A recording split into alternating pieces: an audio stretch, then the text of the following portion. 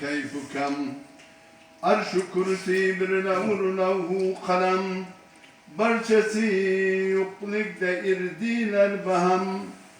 ham bihiş irdi adam gulzarida yani duzak irdi yoklik narida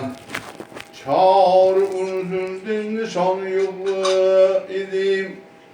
şerci eddin dastan yok idi Adem-u Havva'nı haki yok idi Kokusu da gandumlu çaki yok idi Ne azazı randeyi merdud idi Ne melaiklerge ullu mescid idi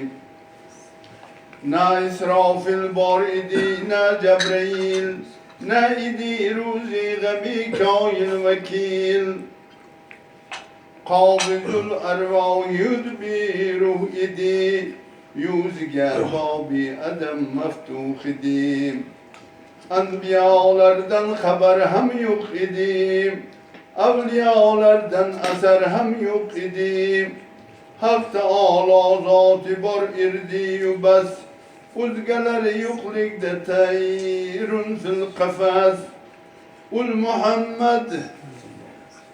Nuridin uz nuridin Halk etken irdi Rabbul alemin Ul mübarek nuru servenni Khuda Haysu ma'aşa sakledi aşna Ahiri kıldi irade kirbikar Zatinin kılgay cihanga aşkar Kudretiyle Haliki her canı cism Kıldı ul nuri mübarek çar kısm Halk etti kısmı evveldin kalem Kısmı sanidin yarattı levhem Kısmı salistin Hudavendi kerim Eyledi peyda uşan her şey azim Bu ile kilmiştir haberde-i aziz Aytedir bu sözlü bir ehli temiz Hak Teala çünkü halk etti kalem Yulduğum ul khamede kıldı behem Her buğumni aresi pencahumin Yelçelik yol irdi khub yakşi bilin Yetti fermani Khuda ki kalem Eylegin ula fuzdi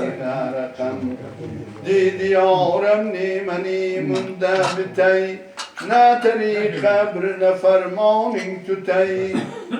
Hak buyurdu ki Resulullah'ni Ul Muhammed'dik Habibullah'ni Lafini ustiga tehrin eylegil Kurbatini enge tezhir eylegil Didi ul saat kalem bizul celal Kim ilul hazreti sahib kemal Kimsenin atinge atidur yakin Hem senin zatige zatidur yakin Binüb bu necub sahip şerefni atidur Kub'anin izaz kıldın ya gafur Bu tariqa yetti kim ferman Rab kalem kub kılmagın terki edeb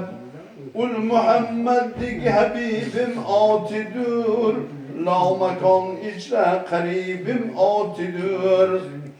Arş-ı kursiyu zeminu osman Ani nuriden kılıp durman ayan